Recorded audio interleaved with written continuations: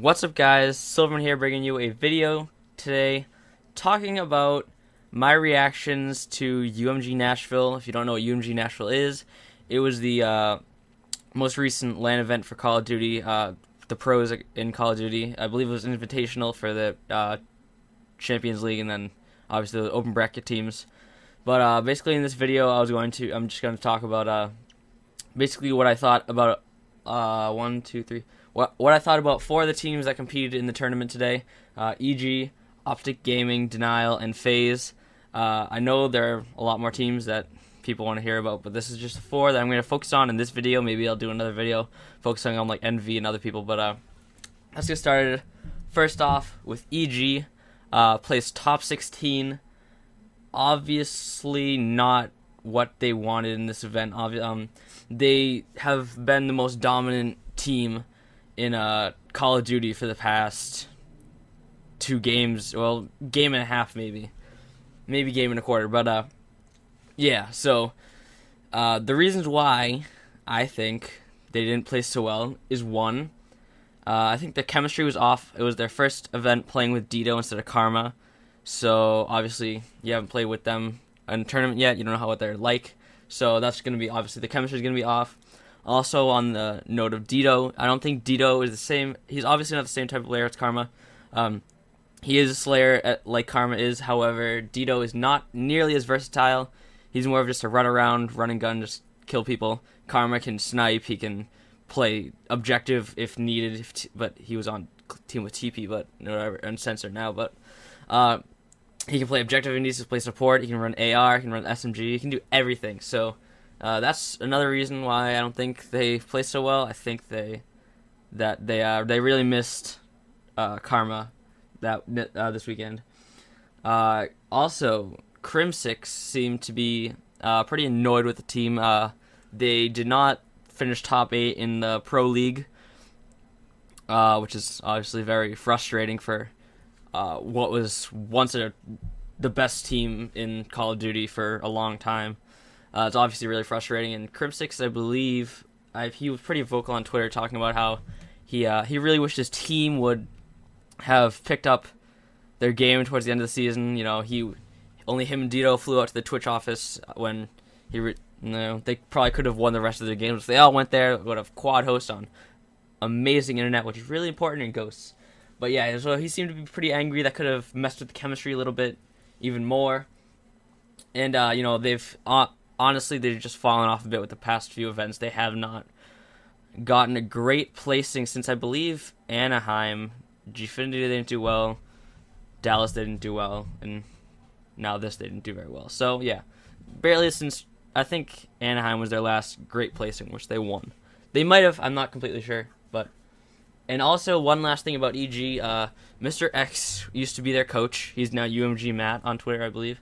So he was their coach for a while, and he was casting one of the EG matches, and he said that when EG is not dictating the tempo and the pace of the map, so when they're not forcing the other team to play out of their comfort zone, they're just an average team. And I think with the chemistry issues and with everything that's going on, I don't think EG was as focused, and I don't think they were able to dictate the play style of their opponents. So that's really why I think EG lost. That was one of my longer ones. Next, on to Optic Gaming. Just want you all to know that Optic Gaming is my favorite team, followed by FaZe and TK, then Optic Nation and EG. Those are just my favorite teams in that order. Yeah, so Optic Gaming, the reason why I think they lost is honestly, none of them had an awful event. Proofy had a great Saturday, but on Championship Sunday, he kind of fell off a little bit. Saturday you saw him doing a lot of 362 pieces and just destroying kids. But on Sunday, he kind of fell off a little bit in a lot of the respawns in that match against, who was it against? Against Rise. He was really lacking. And the past few events, Proof he hasn't been playing well the best. not play. He's been playing well. He just hasn't been playing to what his normal standards are, and that was actually kind of okay the past couple of events because Nade Shot was really going off in the slaying, doing much more than just OBJ work. But this event, Nade Shot, he was still very good at slaying. He's a great player and great OBJ player, and he slays when he needs to. But he didn't. I feel like he didn't pick up as much slack than like.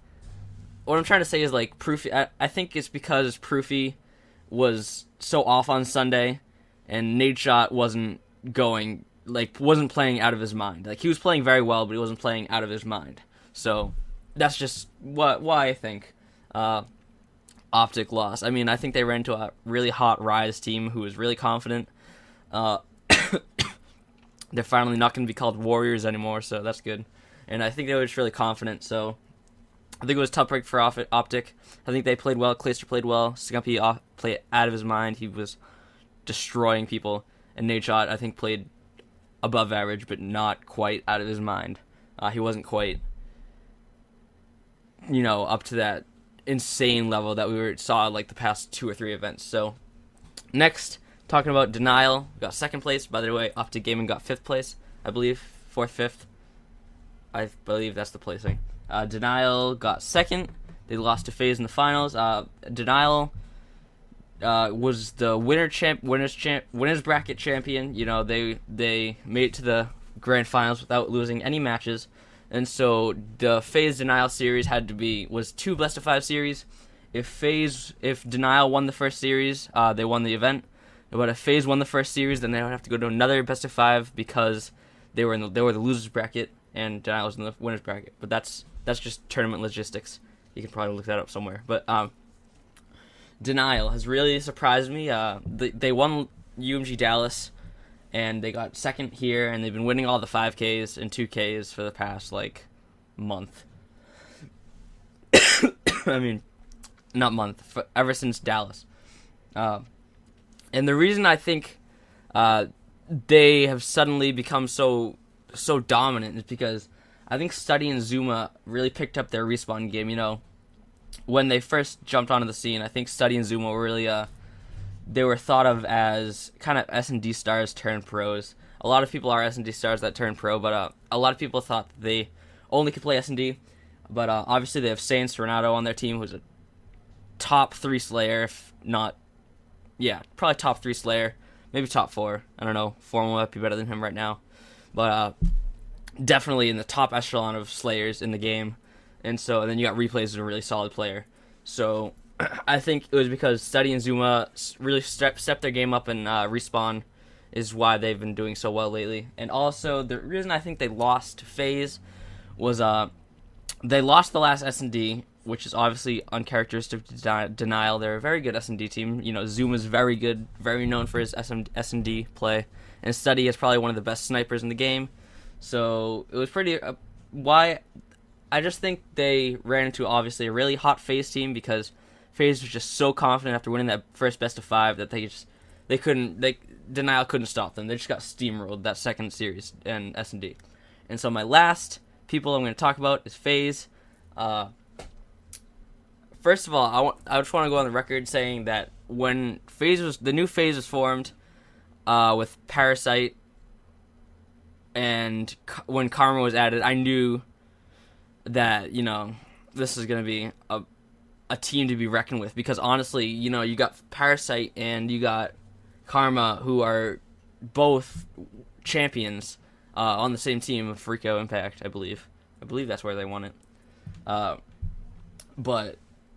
obviously you got them, and then you got, Censor, and you got Apathy. Apathy is the most underrated player. He played out of his mind this weekend. He just dropped huge numbers in all the Respawn game types and in S&D. He clutched up so many times. Apathy, I believe, MVP of the tournament. That's just my thing. The reason why I want to talk about FaZe more than this, they're so talented, and I think they can win every event. I don't think they can win every event. And why I say that is because their temperament is... the way they meld together is how they're going to do, Very similar to Octanation. If they start doing bad, they get at each other's throats, and they will just honestly tear each other apart. So I think that's what it depends on, and I think that all rides on Sensor, the captain, the OBG player. If he doesn't play well, Karma gets mad, and if Karma gets mad, Haggy gets mad, and everything's just a mess. But that's what I think the downfall of FaZe will be. But I think they played awesome, and they're going to be a force to be reckoned with for the rest of Call of Duty. For the rest of at least for this next event, and then all of Advanced Warfare. I ran out of gameplay. That's all I had to talk about, though. I'm sorry if I just rushed through FaZe, but I ran out of gameplay. I got 46 kills on Warhawk with a Remington. And so, yeah, live stream down below if you want to see me do all these clips live. Like I said, until I get my capture card, I'm going to be doing live streams, clipping some stuff from the live stream, uploading it, and talking over it until I can get my capture card. But thank you all for watching. It was a pleasure talking to you guys about this prediction video for UMG. What's the event coming up? I don't know. Prediction video for Columbus coming up. I believe MLG Columbus, not UMG. MLG Columbus coming up later this week.